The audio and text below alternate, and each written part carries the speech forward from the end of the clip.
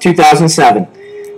September of 2007, I remember logging onto the internet, as many of us probably did, and discovering that Robert Jordan had passed away.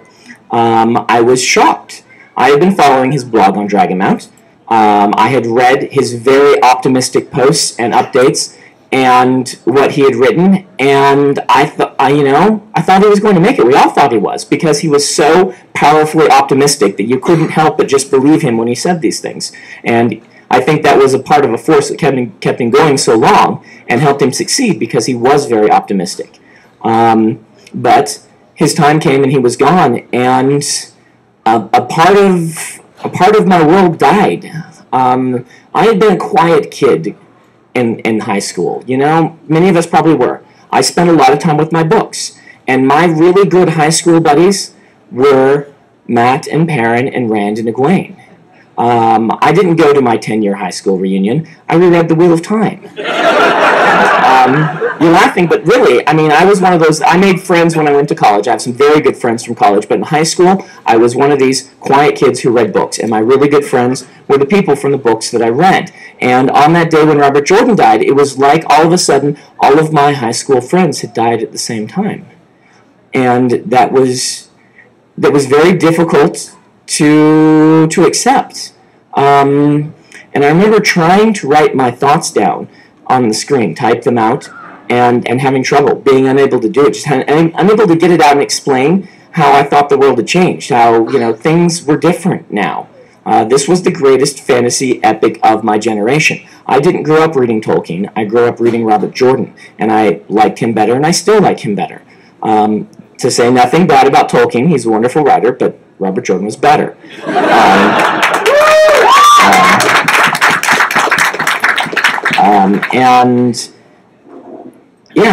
I eventually managed to get my thoughts on page in a generally rambling way, like I do, and posted them on my website.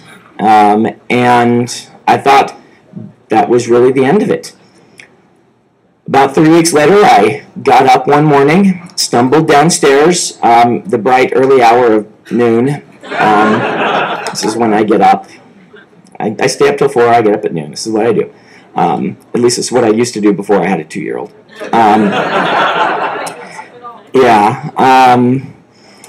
I checked my voicemail, which is generally the first thing I do in the mornings.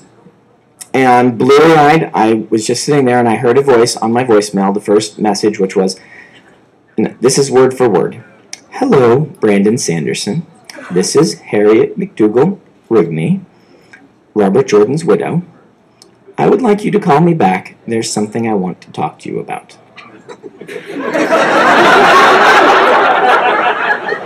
Yeah, that's exactly, I was just sitting there half asleep, and then I was stunned. I actually listened to the message like 3 times.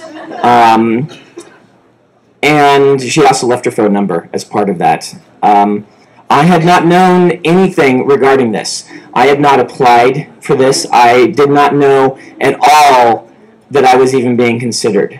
And so this was a complete shock.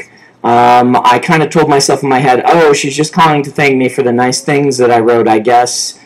Would his widow really call me the month after, Anyway, I hurriedly called the number back, and actually Harriet didn't answer. She was out at the time. So then I called my editor, and he didn't answer, which isn't surprising because he actually keeps about the same hours I do, and he was probably asleep. And then I called my agent, who always answers, and he didn't answer. And so nobody was answering the phone. I was in the twilight zone, and I walked upstairs to the bedroom. Most of this day is fixed very permanently in my brain, as you might imagine, and I can remember my wife standing there, doing something. I think she was folding laundry or something, and I looked at her, and I said, Robert Jordan's widow just called me on the phone. And she said, well, what did she say? And I said, it was actually a voicemail, and I can't get a hold of her. I don't know what she wanted, but I'm very scared. My wife, no, really, she says that I was more nervous on that day than I was on our wedding day. There's just a hint of bitterness in her voice when she says that. And I respond, dear, I had months to get ready for the wedding. This was out of nowhere.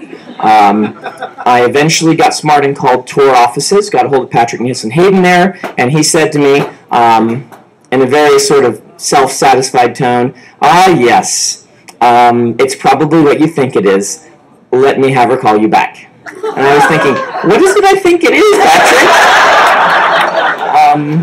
And so Harriet called me back, and what she said is, well, we're developing a short list of people that we might be interested in having work on this, and I wanted to find out. Yes, the short list actually only had one name on it, but that's how she spoke it very wisely because, she wanted me to sweat. No. She wanted to. She wasn't sure then how many names would be on that list. Anyway, she said we're developing a short list, and I want to find out before I investigate anyone's works and read their books and do all that work if they would say yes or not. So I just was wondering if you would be interested in completing the Wheel of Time. Yeah. Yeah. My answer was